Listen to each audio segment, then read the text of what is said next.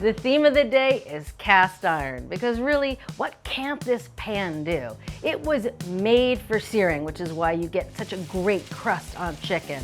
Plus, you can use the drippings left in the pan to make teriyaki sauce. It goes from stove to oven like a dream, which is perfect when you're making breakfast strata. Panini press has nothing on a cast iron skillet, and this sandwich has garlicky, chard, and bacon. This sandwich is so good. To follow it all up, it's really good for deep frying, and we're gonna make apple fritters with a little mulled cider on the side. Now, the one thing to really keep in mind when making a skillet strata is the ratio of eggs to milk to bread. So that's the custard to bread ratio. You want 8 large eggs to 2 cups of milk to 8 ounces of bread, and that'll serve you right every time. Into the bowl go 8 eggs, last egg there. And here I have some milk. I use whole milk because, again, I like that richness. Low-fat milk also works well. Stay away from skim milk, though. That just makes it a little too lean. I'm gonna add a little bit of pepper, as much or as little as you like. Now the cheese. The cheese, for me, is an important part of strata. Anything goes here. You want 6 ounces of shredded cheese. This is pepper jacks. I like that little hit of heat, and it's a good melter. That goes right in. Last but not least, I'm gonna add a ton of fresh basil, because the flavors of this strata, with the basil, we're gonna have some Italian sausage and a few vegetables. All right, just gonna give the basil a quick chop. I like nice big pieces. There we go. Into the custard it goes. Whisk this all together. Break up those eggs. And again, anything goes here. If you wanted to add a little curry powder or some chili powder or make it really spicy, this is the place to do it. You can flavor this custard pretty much however you like. Oh, there we go, that looks great. Just gonna set this aside while we get started in the skillet. All right, here I have some sweet Italian sausage. Again, use whatever sausage you like, or don't use sausage if you don't like meat, but these flavor profiles of the sausage with the basil, perfect. Put this over heat. We want it to cook through and get a little browned and render its fat before we add the other ingredients. And I'm going to try to break it up as it cooks so that you get more little bites of sausage throughout the strata. This sausage looks perfect. It's released its fat. It's getting brown. Here I have some mushrooms, some bell pepper, and some onion. Into the pan they go. Also going to add a little bit of salt at this point. Remember, I didn't add any salt to the custard. That's because I wanted to add the salt here. The salt helps bring out the moisture of the vegetables so that they cook a little more quickly and they get seasoned. So I'm going to stir the veg in. And one trick to helping the mushrooms especially, but also the onions, really cook down in a skillet where you have a lot of stuff, is to put the lid on. And that really helps draw out the moisture. And it's actually called sweating the vegetables. So we're just going to put the lid on and cook it like this for about 5 minutes.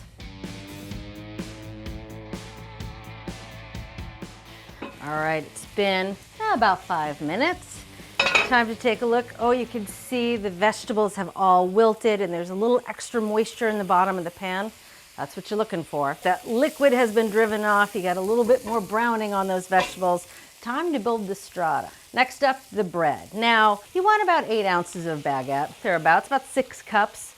A little less or a little more is not going to ruin the recipe though. So I'm just going to stir the bread in here, make sure it's evenly incorporated, gets coated with all the juices that are in the pan. Now I'm going to turn the heat off and it's time to add the custard. I'm just going to pour the custard right in. Make sure I scrape any cheese that's stuck to the bottom of the bowl. The egg's going to cook pretty quickly, so you want to keep it moving. Make sure it's nice and evenly distributed throughout the skillet. Oh, that smells good. Now you want to press the bread down into the custard as much as you can, but again, any of those pieces that pop up above the surface get beautifully toasted. Into the oven this goes, hot oven, 425 degrees, about 25 minutes or so.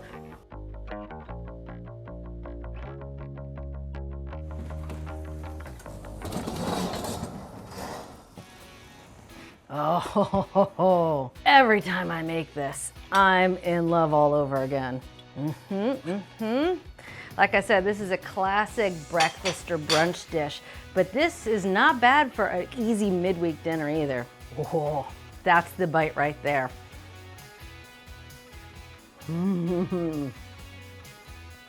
The mushrooms still have a little bit of texture, and the flavor of the sausage is really throughout the strata. You get the little kick, just a little bit, from the pepper jack, and then the basil really adds this fresh note and the texture of the bread. So good, and it really works for breakfast, lunch, or dinner.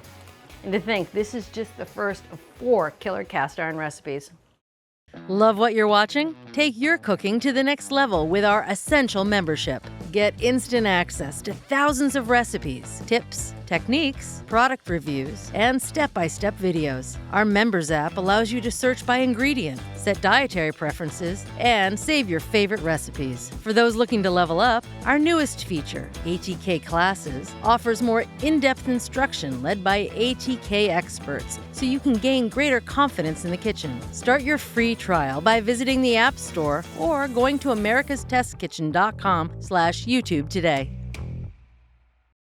The cast iron is brilliant at making grilled sandwiches like paninis because you get such a nice crust on the bread. Now this panini is my all-time favorite, and I've been working on it over the years, and it's just reached perfection, featuring chard that's really garlicky, some crisp bacon, a little mozzarella, which is a good melter, and pickled fennel and onion. Now we're gonna get started with the pickled fennel and onion, which is a quick pickle. There will be a little left over, and this just makes everything taste better. So the ratio of onion to fennel I like is half of a red onion to a whole head of fennel. To cut the onion, I'm going pole to pole. So you want to slice it as thin as you can. Oh, nice. All right. Next up for the fennel, you want to lop off that top. I'm going to lop off the bottom. Cut it in half, and I just want to cut out that core. It's kind of a triangular shaped core in the bottom. Kind of carve your knife around it. Now, much like cutting the onion pole to pole, I'm going to do pretty much the same thing with the fennel, in that I'm going with the grain. Sometimes it helps to work with one layer of fennel at a time. Perfect. Now for this last little core, I'm going to keep those layers intact. There we go. Now for the second half here. That's it for the chopping. Now for the pickling liquid. You can use pretty much any vinegar you like here, but cider vinegar works well with the flavors in this sandwich. So I'm using some cider vinegar, a little bit of sugar just to add a little bit of sweetness, not a lot, a little bit of salt. Gonna head to the stove, bring this to a simmer, and dissolve all that sugar and salt.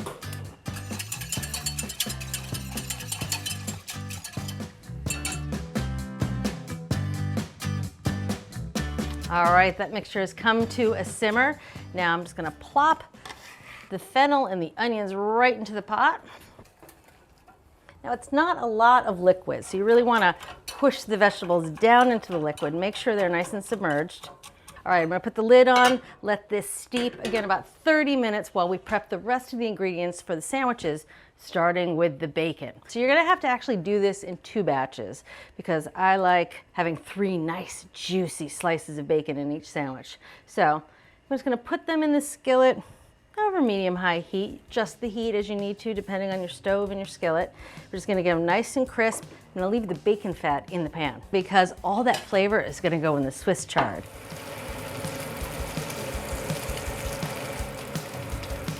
So here I have a little minced garlic right into the pan. A few red pepper flakes, as many or as few as you like.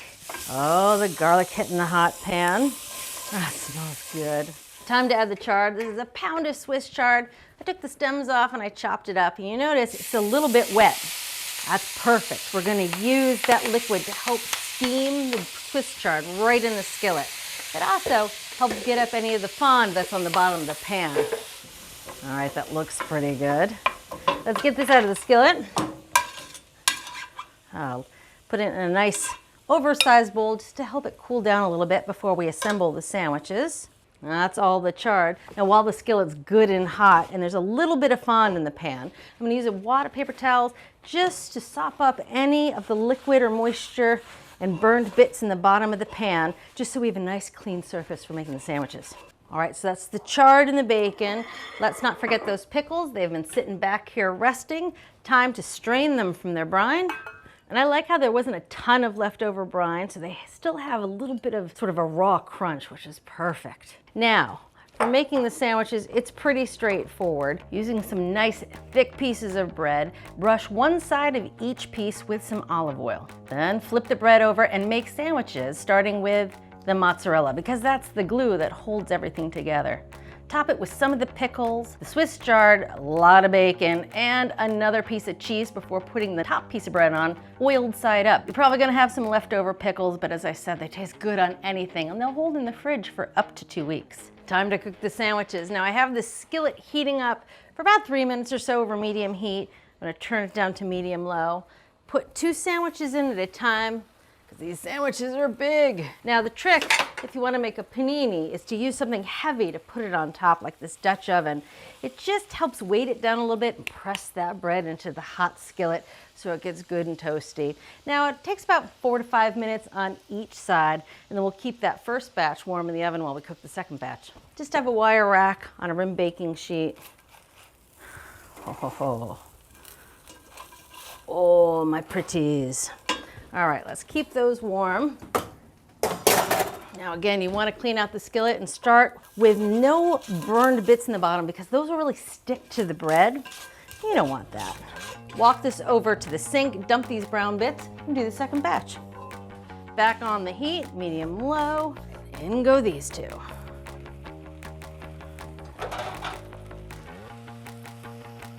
It's been cooking for a few minutes.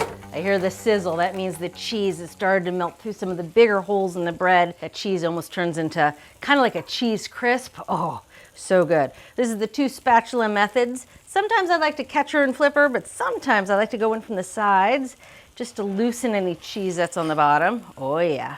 And we do the catch and flip. Oh, gorgeous. You can't get this kind of sear with just an electric panini press. You really need a cast iron skillet. Oh, gorgeous. Pop back on and we'll cook the second side. Here's the second batch of beautiful sandwiches. Oh, gorgeous. Let's see how you're looking. Oh, that mozzarella. Oh, oh, hello, lovely. Oh, I am so very excited for these sandwiches. I actually crave these sandwiches now. All right, let's get these on the board. Now to serve them, I cut them in half just to make it a little easier to handle. Oh, oh yes, nothing like a big old pile of perfectly cooked panini. Oh, look at the melty cheese and the bacon still crisp. This sandwich is so good. It's the chard with all that garlic, and I put a decent amount of red pepper flakes, so there's a little kick, but the fennel has a little crunch, has a little sweetness, and then you get the bacon, which I didn't skimp on. And the mozzarella kind of holds it together, but it's not overpowering. This is a sandwich. Are you ready to take your cooking to the next level? Introducing the complete America's Test Kitchen TV show cookbook. Featuring every recipe from every episode of America's Test Kitchen. That's thousands of recipes. That texture is unbelievable. Reviews, gadgets you didn't know you needed. and tips. Yes, there's some terrible choices, but there are also some amazing choices. We've spilled all of our secrets and included our insider notes alongside each recipe. Plus, there's a handy shopping guide, so you know exactly what to grab when you're at the store. And of course, it makes an excellent gift. Get your copy today at americastestkitchen.com. Using the cast iron skillet to cook chicken thighs is the best way to cook chicken thighs because the skin has time to render as it gets pressed into the hot skillet and they turn this gorgeous, crisp mahogany color. Now we're gonna make chicken teriyaki, which is the house favorite here. And so because the sauce is really salty, I'm not gonna season the chicken with salt beforehand. Just gonna season it with a little pepper. That's all they need before they go into the skillet. Now I'm using the same cast iron skillet that I've been using all along, but this time I preheated it in the oven at 500 degrees. That's because cast iron is a really thick metal, and if you want a nice even sear on everything, you want to make sure it heats through evenly, and the oven is the best way to do that. All right, now skillet handle hot, putting the towel there. All right, now Putting the skillet over medium heat, gonna add about a tablespoon of vegetable oil.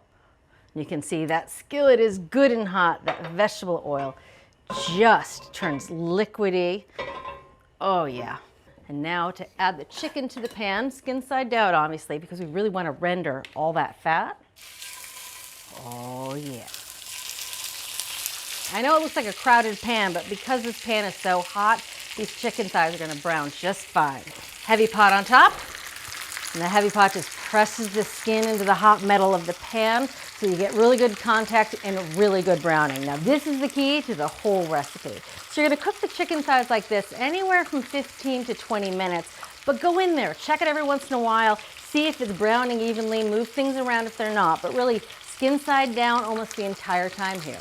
All right, while that gets going, we're gonna make the teriyaki sauce. Now, this is just my house teriyaki sauce, and it starts with equal parts soy and sugar. Now, this can get a little heavy on the salt. You could always substitute some water for some of the soy sauce, so use a low sodium soy sauce, as long as it's equal amounts of liquid and sugar.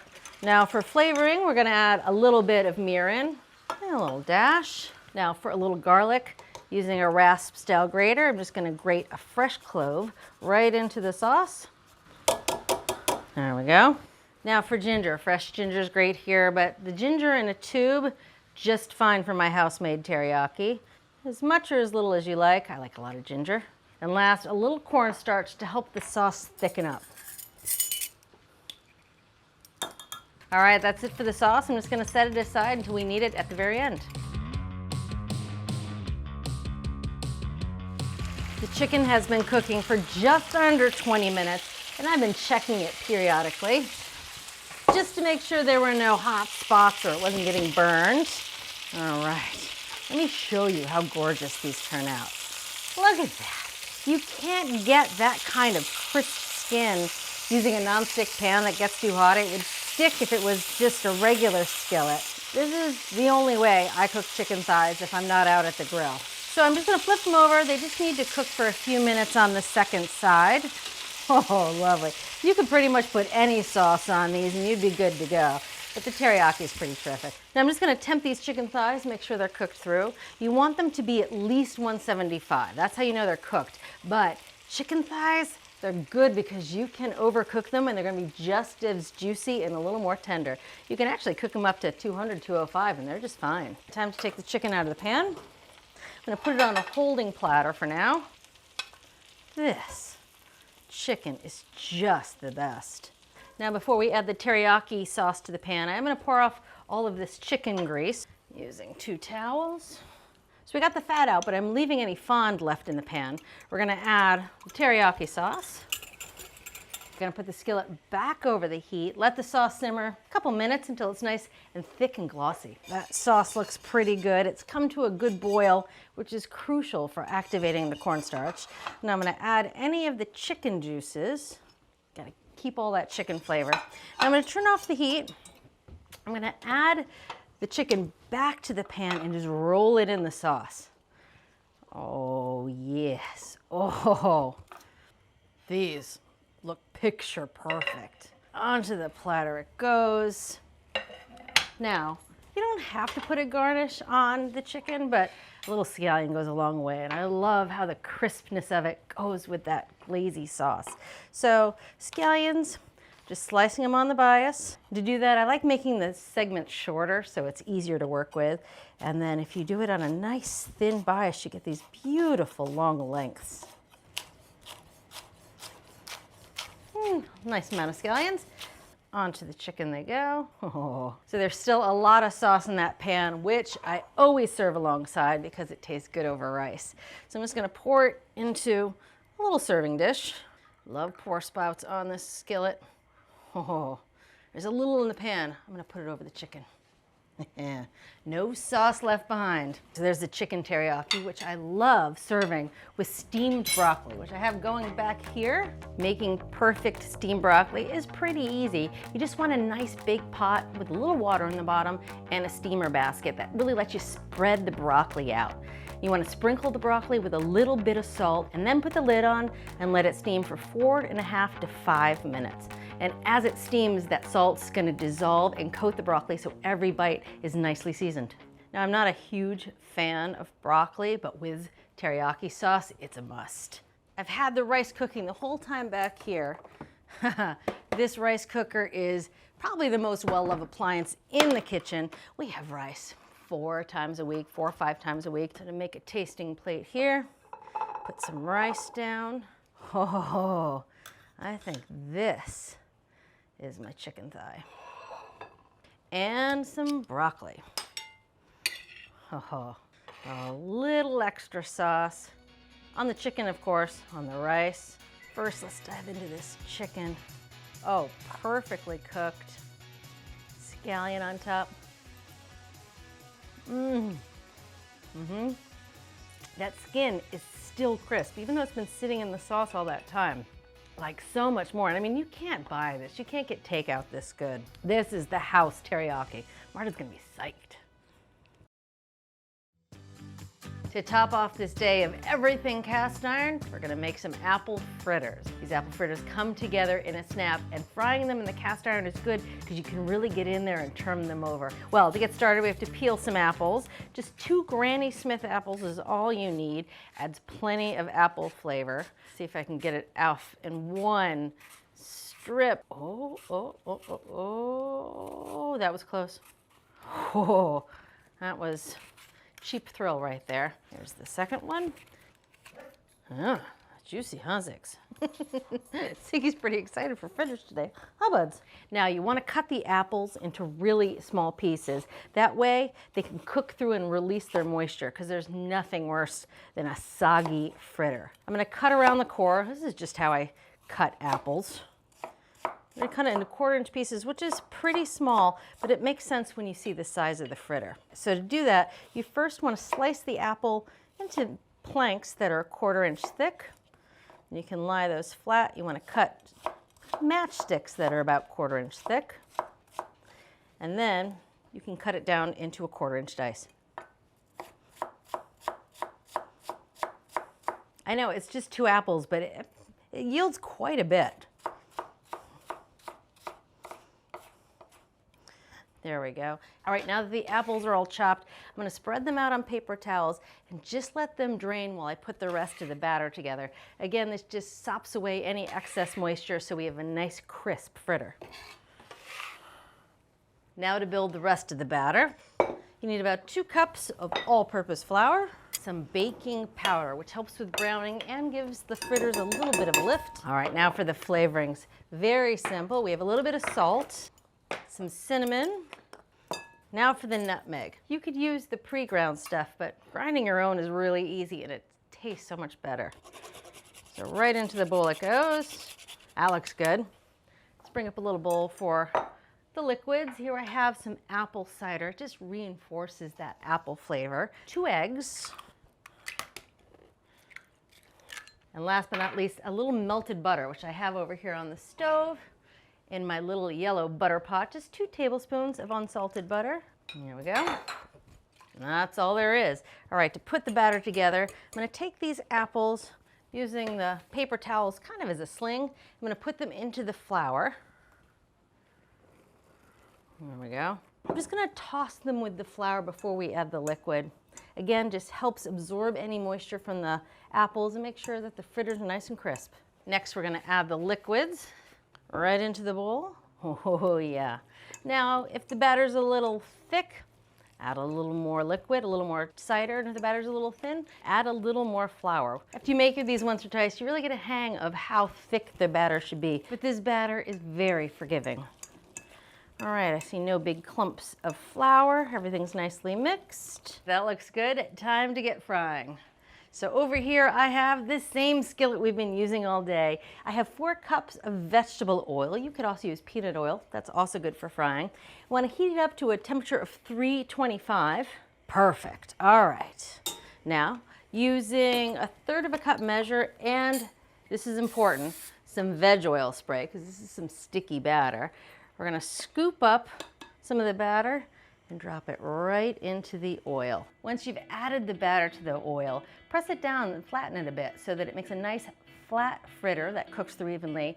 and it cooks anywhere from 6 to 8 minutes. You gotta flip it over halfway through, and you wanna monitor the temperature of the oil to be around 300, 325. When you're done with the first batch, put it on a layer of paper towels over a wire rack and keep them warm in the oven while you fry the second batch. Now those are some gorgeous fritters. Oh, you can see they're crisp on the outside, a little tender in the middle, which is perfect, but they don't have any glaze, so we have to rectify that. Simple glaze, confectioner sugar, a little more cider to reinforce that apple flavor, a little cinnamon to reinforce the cinnamon flavor, and you guessed it, a little more nutmeg for the nutmeg flavor. And you want to whisk this together. Oh yeah. Oh. Now, I actually am not a big fan of glaze on these fritters. I just like powdered sugar. The rest of my family is all about the glaze. So I'm gonna glaze just half of them and put powdered sugar on the other half. Oh yeah, I love it when the glaze is speckled with the cinnamon and the nutmeg. Time to glaze them. How hot is this pan? Still a little warm from the oven. Let's get rid of this paper towel. That way the glaze can fall right through the wire rack. That wire rack is pretty important because it helps, obviously, the glaze fall through, but it helps prevent the fritters from steaming on the bottom. Adds a little airflow under the paper towel. But that paper towel, don't forget it because it helps sop up any extra grease. Glazing is as easy as using a spoon and just drizzling it right over.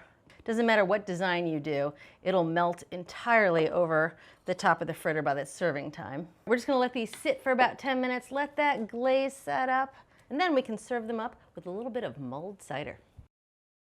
The glaze has cooled for a few minutes, and now it's time to dust my side with powdered sugar. Oh, yes. I like the dryness of the powdered sugar, just the little sweetness it adds. Now to put them on a nice big platter, this side for the powdered sugar lovers, a little mulled cider, which really goes with the theme of this dessert.